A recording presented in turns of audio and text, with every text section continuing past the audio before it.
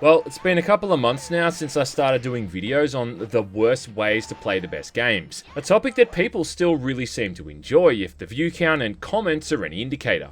Seeing as the years start coming and they don't stop coming, I thought it might be high time to do another one, seeing as there isn't really much else going on with gaming lately. That is, unless you want to get embroiled in all the Dragon Age drama, or have your ass handed repeatedly to you by a 15-year-old kid in Black Ops 6 multiplayer. No, I don't think I will. Again as well, like I do want to stress that this isn't any kind of definitive list, nor are any of these games necessarily bad in and of themselves. We're just looking at the worst ways to play these games. Savvy? Got the gist. Makes sense? Alright, well, let's get into it. Now, I've said it before, but it bears repeating, and that's that I could honestly fill an entire video talking about all the crappy ports on the PS2 alone. But I'm going to try and limit it to just one this time. Starting off with the PlayStation 2 version of Brothers in Arms Road to Hill 30 from back in 2005. Yeah, Gearbox Software's squad-based shooter, which is truly one of the all-time best World War II flanking simulators ever made.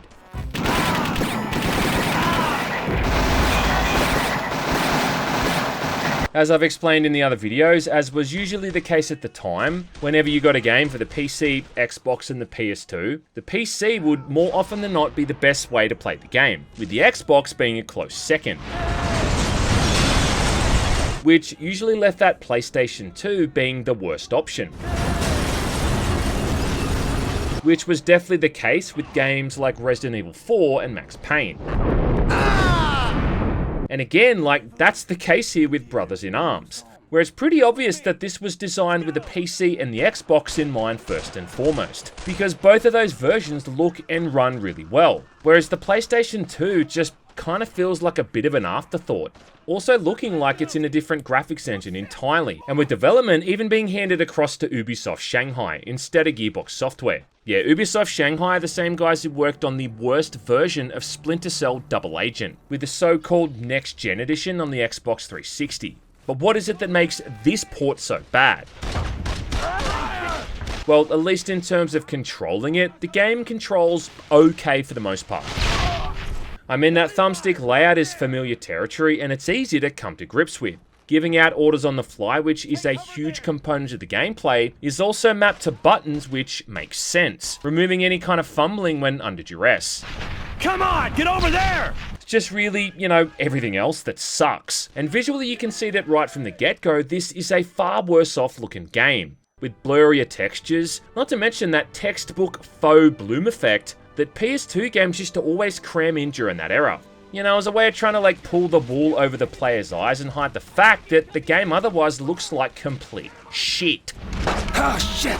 Road to Hill 30 did come out towards the end of the Xbox's life cycle, with the 360 being just around the corner, but even still, it looks and plays fine for a late-gen title. The same, however, can't really be said about the PS2. We gotta jump, son! We wait for the green light! And the fact that 90% of the game is spent just roaming the same looking French countrysides, it ain't really helping things either. And by the end of the campaign, you'll see more bush than you would have seen with a night spent with your mum. Some people might just say you can emulate it and it'll look a whole lot better, and yes, that may be true, but if that's the route you're gonna take, then at that point, you may as well just play the PC version instead. What else I kind of find weird about this one is how the general layout of props and other things like objects used for cover differs quite a bit compared to the PC, which can often cause some of the missions to play out in different ways. Get to that cover! What's also weird is that whenever you come across dead bodies in the environments, they're usually covered with a sheet, whereas on the PC, they're completely laid bare. Red, you're ruining my good mood. As well as all of that, the sound is way more compressed, which you notice the most with the various weapon effects and some of the dialogue. Say, what do you suppose Krauts eat for breakfast anyway? Sausage? Toast? Cold glass of blood? Say, what do you suppose Krauts eat for breakfast anyway? Sausage? Toast? Oh, God damn it! But the worst thing this port has going for it is that abysmal frame rate and the slowdown. Oh, you fucking bastard. And this becomes a massive problem, man, especially for a game like this. I mean, aiming is hard enough to begin with, given the whole shooter-realistic weapon sway they've got going on. But then combine that with a frame rate that can't keep itself steady half the time, and it just makes accurate shots even trickier. I'm also not sure if it's just me, but the friendly AI in this version seems to be way worse as well, and these guys really seem to actually do what I'm even telling them. Red! Get up here! Which results in them buying the farm way more often than they really should. I mean, I do remember some of the later missions being a complete asshole and just really difficult, but I never recall these guys dying this much in the earlier levels. That's a downright admirable quality. And it's just so frustrating to see them gun down time after time. Oh, God damn it! There might be a bit of novelty to be had here, seeing how the whole thing looks and plays on a weaker platform, but overall this version is just so redundant now. The PC version is easily available on Steam and is cheap as chips, so the only reason someone would ever want to play this is if they just want to torture themselves on purpose. And I mean, damn dog, like even then there's far better ways to do it.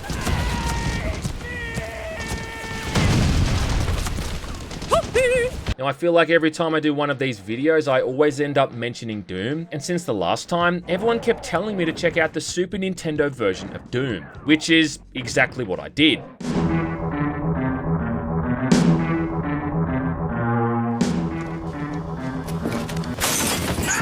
Which is a version published by Williams Entertainment back in 1995. Yeah, the same guys who also worked on the largely superior PlayStation 1 port. I've got to say that calling this one a port isn't entirely accurate, considering that it's not even actually running in the id Tech engine. Instead, it's an entirely new one created by a dude named Randy Linden, made specifically to take advantage of that Super FX chip, making it also one of the few SNES games to actually use it. Along with a handful of other titles, all of which were really pushing the platform to its limits. Which does sound utterly hilarious to say once you actually see this thing in motion, and see how the whole thing plays and looks overall. And trying to play through this, especially with me being so familiar with that original DOS version, it just makes these differences seem humongous. And I really do have to mention that this version is just fucking awful.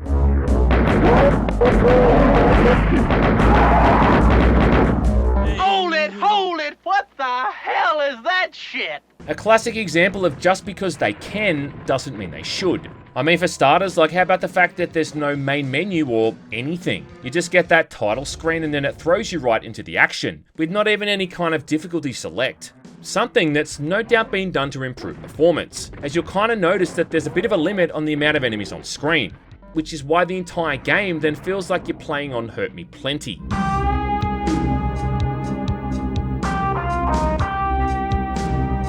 As well as that, you'll notice that there's no textures for the floor or the ceiling. And whereas the DOS version pre-Ultimate Doom had about 27 levels, here on the SNES it's only 22. This means that certain levels are going to be bizarrely absent, like in episode 1 for instance, it skips over the Phobos lab and just goes straight to central processing.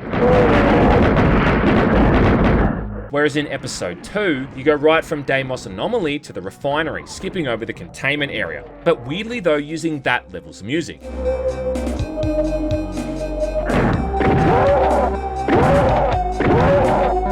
Basically just kind of seems that any of the larger, more complex maps just had a date with the old chopping block. But even for those ones that are still included, you'll notice they're usually a lot more simplified, with entire sections often removed. Like the secret area where you can find the chainsaw early on in the first episode.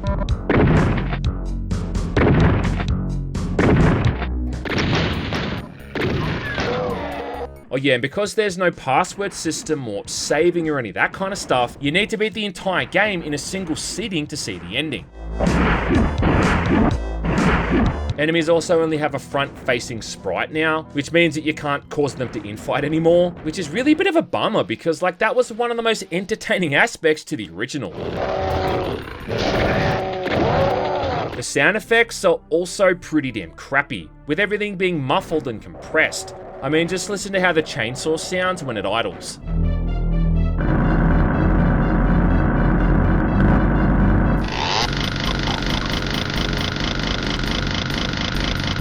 But more annoyingly than that is that you can't even circle strafe. What? And yeah, like despite the L and R button being used for strafing left or right, you can't turn and strafe at the same time, really removing one of the most rudimentary skills required for getting through Doom without dying.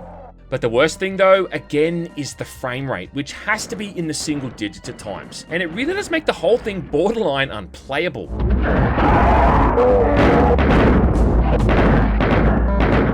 Visually as well, I think this might be one of the worst ways to play the game, and I know that it's kind of hard to make a proper comparison these days, you know, given how good source ports are, but even when using a super vanilla port like Chocolate Doom, it still shows how the DOS version was just leaps and bounds ahead of the SNES.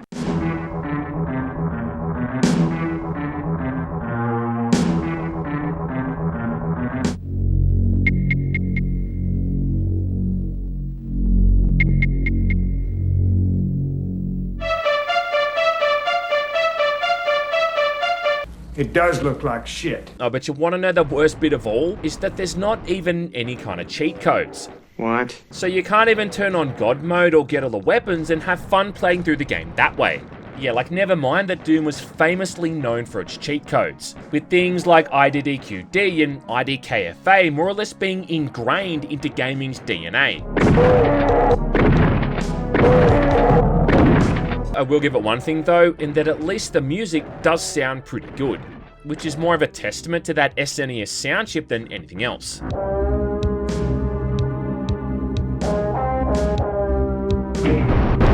But of course they even found a way to fuck that up, because every time you pause the game, it resets the music.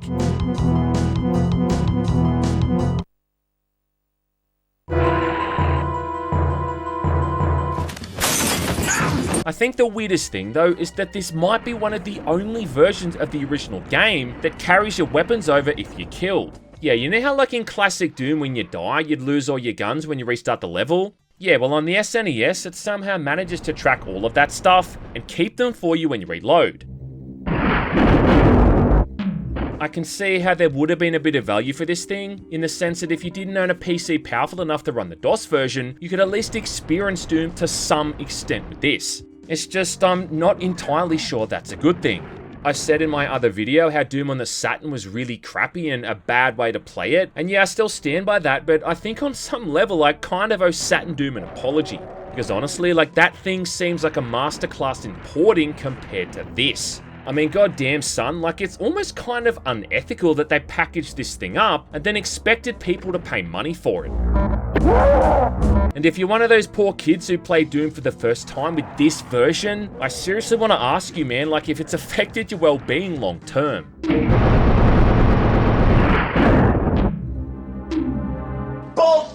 Now, SNK is responsible for giving us two of the greatest things of all time when it comes to gaming. Firstly, they gave us My Shiranu, which then went on to inspire countless cosplayers, and truly, that is the gift that just keeps on giving. You ain't lying. But along with that, they gave us the Metal Slug series, which is about the closest you're ever going to get to pixel art pornography.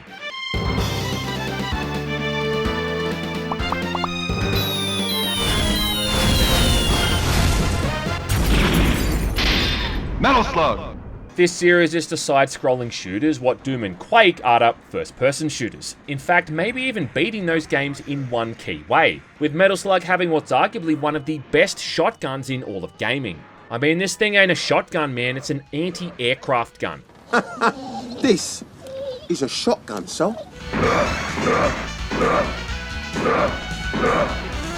It's a fucking anti-aircraft gun, Vincent. Anyway, if you're anything like me, you first played this thing way back in the arcades, where it more or less instantly won you over with its gorgeous pixel art, smooth animations, and violent gameplay.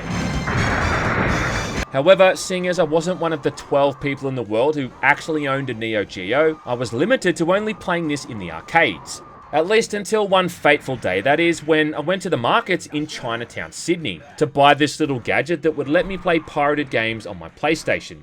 And then, lo and behold, the game that the guy gave me to test out at the time was a burned copy of Metal Slug. And this was perfect, considering this PS1 port was never released outside of Japan, because, I don't know, I guess SNK just hated money at the time.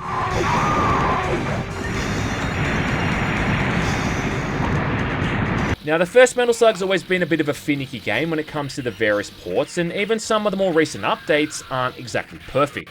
This PS1 version, though, without a doubt, is one of the weakest. Thank you. And the main problem it has is that a lot of the animations just aren't as smooth anymore, with even something as simple as the idle animation really showing off the difference between each version. Another example is the water effects on that first mission, which looks like it has about half as many keyframes as the original. But the worst thing by far is that there's now multiple loading screens during the missions, where it has to like load in the next part of the stage or something, and this stuff is the ultimate vibe killer. Because not only does it lock up the action for a few seconds, but every time it happens, it also seems to reset the music track for the current level you're on. Thank you. Well, we're waiting. Okay. Oh yeah, again, like speaking of the audio, another big bummer here is just how muffled all of the sound effects are, particularly the weapon pickups, which was really one of the most memorable elements to the audio design. Rocket launcher. Now it just kind of sounds like they've been recorded on a tin can underwater. Heavy machine gun. Heavy machine gun. When you specifically used the flame shot against the enemies, there was this very memorable, blood-curdling scream they'd let off. You know, as you incinerated them and turned them into ash, and I don't even think that sound effect's even in the game anymore.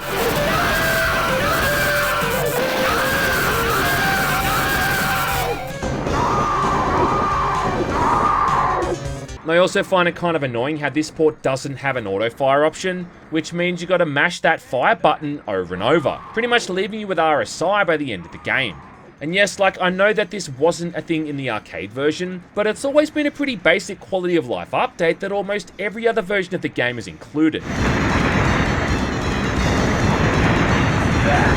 I will say though, at least in the game's defense, it does have some pretty cool features, like an art gallery for instance, showing off a whole bunch of concept art that most people probably haven't even seen. And when you finish the game for the first time, you can go back in and replay any mission you want, without having to go through the entire thing again. But overall, like, these minor technical issues can kinda drag it down a bit, especially compared to the Sega Saturn version, which was much closer to the arcade, aside from a bit of slowdown. What's also kind of funny as well is that there was a version of Metal Slug X released for the PlayStation. Metal Slug X! And this thing runs damn near perfectly, which is even more impressive considering just how much over-the-top shit they've got going on here. I mean, this one makes the original game look like it's a match of lawn bowls in comparison. Oh yeah, and I do also have to kind of give a dishonorable mention to the Metal Slug Anthology on the PlayStation 2, which in some ways might actually be worse, because this one not only has slowdown, but also a bit of input delay.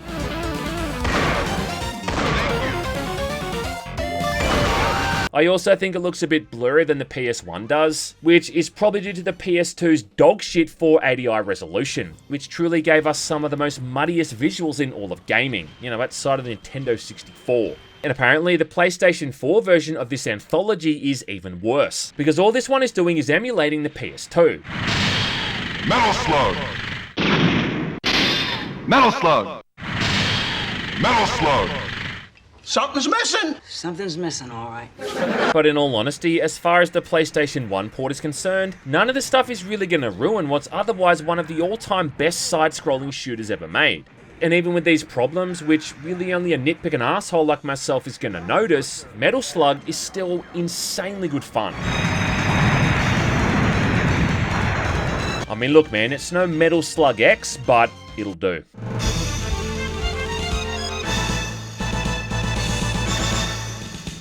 Now, it's really kind of hard to overstate just how much of a big deal Streetfighter II was when it first came out. And back when arcades were at their all-time peak, you'd see cabinets for this thing everywhere. So naturally, people wanted a version to play at home, which is exactly what we got in various forms, with one of them being the infamous 1993 PC port published by US Gold.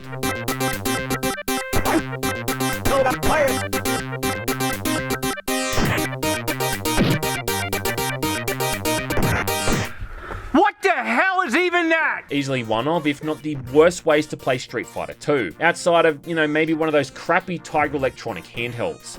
Now this right here is really the kind of thing that developers could have only gotten away with in the 1990s. You know what I mean? Like back before gaming journalism or critics were as mainstream as they are now.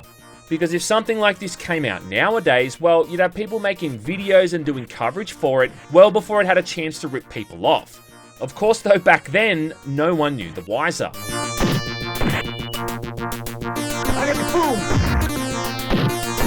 I mean, like, that's how we got it, is because my dad saw it at good old Harvey Norman, so he figured that he'd buy it for the home computer, having no clue what he was wasting his money on. And I mean, like, in his defense, you check out the box art and the screenshots, and it looks amazingly close to the arcade. Only you then start to play it and you realize that that's not quite the case. You know what's even worse is that this was the first way that we played Street Fighter II at home, seeing as this version came out in early 1993, and it wasn't until after that when Street Fighter II Turbo came out for the Mega Drive. And this thing is bad enough when compared to that version, let alone when you compare it to the arcade.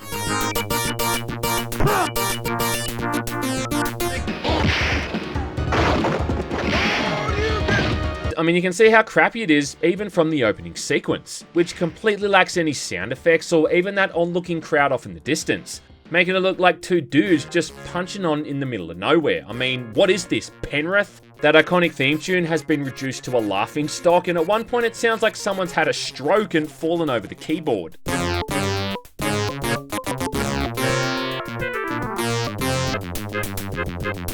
Plus, it doesn't even change up when you get into the character select screen, just playing that same atonal drone on a never-ending loop.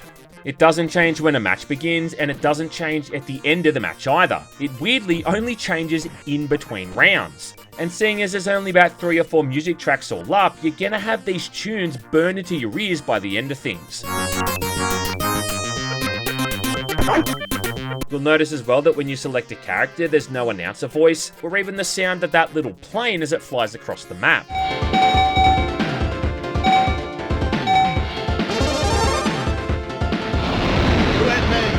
Oh yeah, and check out Blanca's portrait. It's not even aligned properly. It's like the guy's suddenly 4 foot tall and couldn't fit into frame.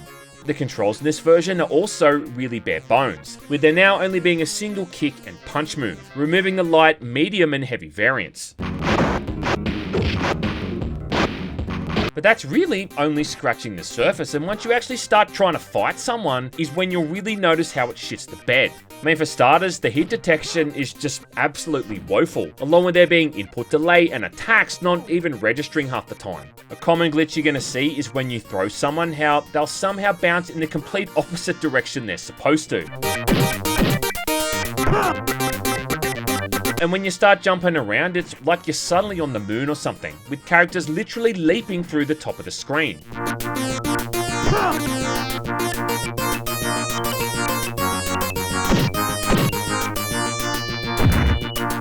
Special moves don't even work half the time either, and honestly, like, it wouldn't surprise me if they didn't even bother to code half of these in. And even the simple ones, like Chun-Li or Blanca's moves that require little more than just mashing the punch or kick button, seldom work.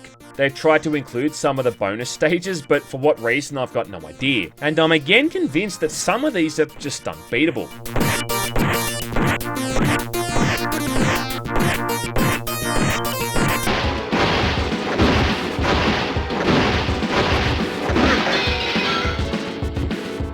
Another big issue is that the locations are now completely static, with all the animation in the background completely removed, just making these backdrops seem so boring and lifeless. I mean, the backgrounds in the arcade and even the Mega Drive version use parallax scrolling to really give the environment a sense of depth and make it seem less flat, and that's something that's all but lost here. Along with the removal of all those breakable props. I mean, that stuff was a big component to those original games. Seeing all these people in the background cheering on as a 7-foot-tall Russian dude laid the smackdown on a Chinese woman half his size. Again, what is this, Penrith? The game is also more or less broken on anything other than easy mode, and trying to beat Dalsim, for instance, is just impossible, because this guy's elongated limbs seem to have way more reach now. Even the SNES and the Mega Drive versions, which, had to make some pretty big sacrifices so they'd work on the platforms, are so much more faithful and fun to play through than this mess. I mean, you can't even pause the game, like they just forgot to include that feature at all. And pressing escape during a match is going to instantly reset the game and throw you back to the title screen.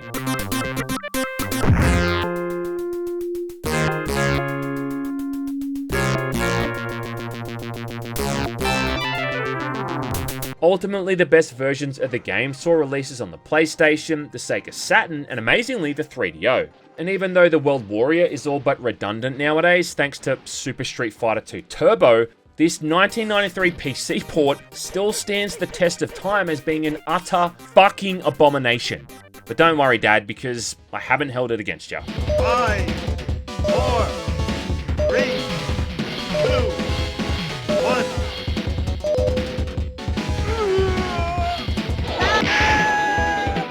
Now, while we're on the subject of Capcom, the next game in the list is another one of theirs, which happens to be one of the best beat-em-ups they've ever made, with The Punisher based off the comics. Not only letting you play as Frank Castle, but also letting a second player join in as Nick Fury. The basic plot is that Frank is chasing down the man responsible for the death of his wife and kid, before then going after the Kingpin and bringing down a drug smuggling operation. Yeah, basically just pissing everyone off in New York City one by one. And for the time, this thing was utterly badass, letting you beat the shit out of all of these street punks, mobsters, what's more or less T-800s, along with scantily clad ninja babes, using baseball bats, pipes, axes, and magic wands. And I still remember how amazed I was the first time I played this in the arcade, during those sections where you whip out a pistol and can just start gunning down everything that moves. It's kind of hilarious to think off the back of that this was intended for kids. What was even cooler too was that if Nick Fury was in the game, he'd often comment on Frank's actions, chastising him over his methods. Like in one of the earlier levels where Frank flat out executes a dude after interrogating him. Overall, it's just classic Capcom arcade action from when these guys were at their peak. You've got gorgeous pixel art, chunky and impactful sound design, great music, but most importantly, fun gameplay, with a simple roster of combos and special moves that were easy to learn. So of course, like so many other arcade titles at the time, it got ported to the home consoles, with there being one version made for the Mega Drive, obviously a far weaker platform. And while that's not always been a bad thing, considering we had great arcade ports for things like Golden Axe, Altered Beast, and Street Fighter, the downgrades this time are absolutely massive.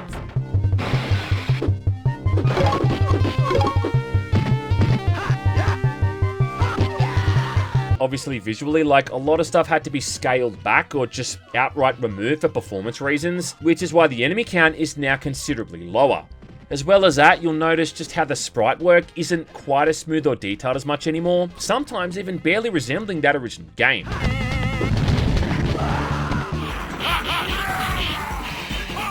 But without a doubt, the worst change is how they've censored pretty much all of the violence, removing all the various blood effects when hitting enemies with weapons or shooting them with your guns. And this stuff right here, man, removes the whole point of the character. I mean, if I'm not going around causing grievous bodily harm to criminals and leaving them in a hospitalized state, am I even playing a Punisher game? Well, that was fucking dreadful.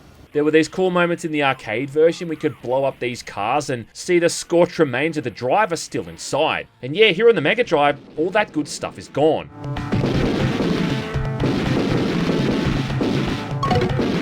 Those weird ninja babes that jump all over the place, looking like they're trying to reenact pages out of the Kama Sutra, are now fully clothed as well, removing all that visible skin, as if they've converted to Mormonism or something. It'd be like if they took Tyra's Flare from Golden Axe and covered her up in a bathrobe. They even got rid of Nick Fury's cigar, removing that image of him chomping down on one of those things, which is arguably one of the most memorable aspects to that guy's character, much in the same way it's memorable how your mum chomps down on my meat pipe. I do find these changes kind of odd as well, considering usually that games on the Mega Drive were the more violent or the graphic ones. I mean, check out Aladdin on the SNES for instance, where he's jumping all over the place like a goddamn acrobat. And then check out the one on the Mega Drive, where he's running around and hacking at people with a goddamn sword. And of course with the ports for Mortal Kombat 1 and 2, which actually kept all the blood in on the Mega Drive. Outstanding. Whereas the SNES had a tendency to cut that stuff out and replace it with, I don't know, semen? You kind of had to expect a bit of a downgrade when you're playing a console port of an arcade game back then, given that these platforms weren't as powerful and all of that stuff. And look, like a graphical downgrade is completely fine. But when they start to mess around with those core gameplay elements, well, that's when you're getting into dangerous territory. You want to know the worst part though, is how there's still never been any kind of update or remaster to this game. And I think if Capcom ever put all those old arcade titles into some sort of collection, you know, along with AVP and Final Fight, well, they'd just be printing cash. However, like the Dead Rising remaster has clearly shown us, these guys just seem to hate money. Still though, it is a pretty solid beat 'em up as far as the Mega Drive's concerned. It's just really the PG-13 version.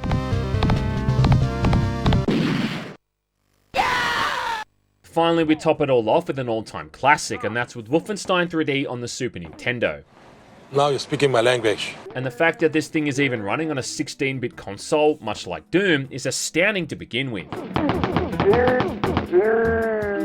Again, like Doom as well, this isn't actually a port of the DOS version. In fact, it's more or less an entirely new game. And instead of 50 levels across 5 chapters, it's now 27 levels set across 6. Stop! Oh yeah, check out the box art for this thing as well. It's like it's something designed by AI. And nothing captures the eye more than a cover that's made up of 90% black. Anyway, the story is some sort of a prequel, where BJ's carrying out top secret missions for President Roosevelt, eventually having to assassinate Hitler.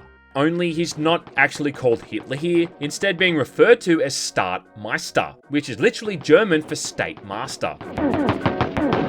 And that's actually a big part of what makes this SNES version so gimped, is how much stuff they've had to censor so it would be allowed on Nintendo's family-friendly console. Like for starters, how they've removed all of the Nazi imagery from the game completely, so all the various wall decals no longer feature those very familiar political symbols. And those posters of Hitler are now replaced with posters of the Staatmeister. Then the Iron Cross just looks like it's a basic first aid symbol or something, making it seem like these guys really care about the well-being of other people. That's ironic, and it's kind of similar to what they did with the recent updates for Doom 2, where they replaced all of that imagery as well. But even a lot of the blood and the other violent stuff is toned down too, with old mate Staatmeister simply falling to the ground when he's killed.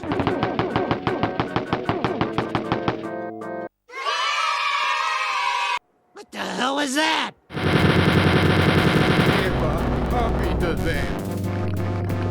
The other change is that all of the sprite work for the heads-up display, BJ's portrait, along with all of the weapons are completely new, even adding in unique guns in the form of a rocket launcher and a flamethrower. With the sound effects for all of these being different to the PC and almost in every instance worse off. I mean, as a good example, just listen to the sound that plays now when you kill. I mean, it's the most stock library sounding shit that I've ever heard.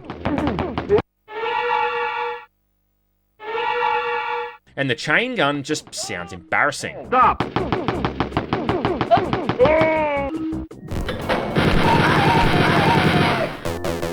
I guess due to other limitations, there's now only a single front-facing sprite for enemies. Removing those few times, you could sneak up behind someone for an easy kill.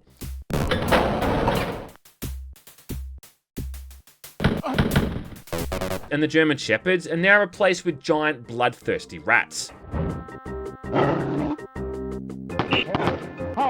But without a doubt, the weirdest change is that for some reason, all of the enemies seem to speak English, as if they're not even German anymore. But look, I will say though, at least in terms of how it plays, this isn't the worst port.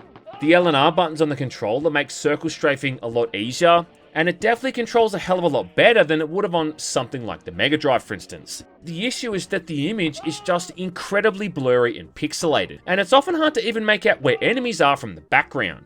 I mean, I zoomed in for most of my footage so it's easier to look at, but by default, the game has a black border around the screen, making the overall image a lot smaller. And after playing the game for barely like half an hour, this just gave me a throbbing headache, from having to squint my eyes so hard to just focus on what was going on.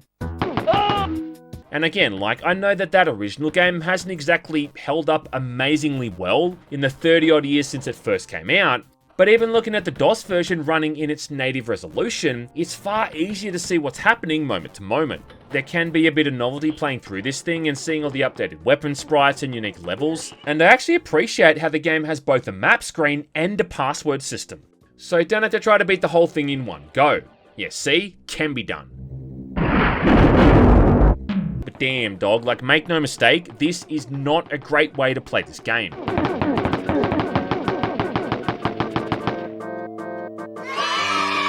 Unless of course you get your rocks off by having a terrible migraine, in which case it's the best thing since sliced bread. I don't know, at least it's not Super Noah's Ark 3D though. Either way though, that again brings me to the end of the video. As always, if you can think of any other titles worth mentioning that I might have missed, well, be sure to let me know in the comments section below. And I know I said this in the last video, but I really think I'm getting to the point here where I've about tapped this well dry. Still though, thanks for watching.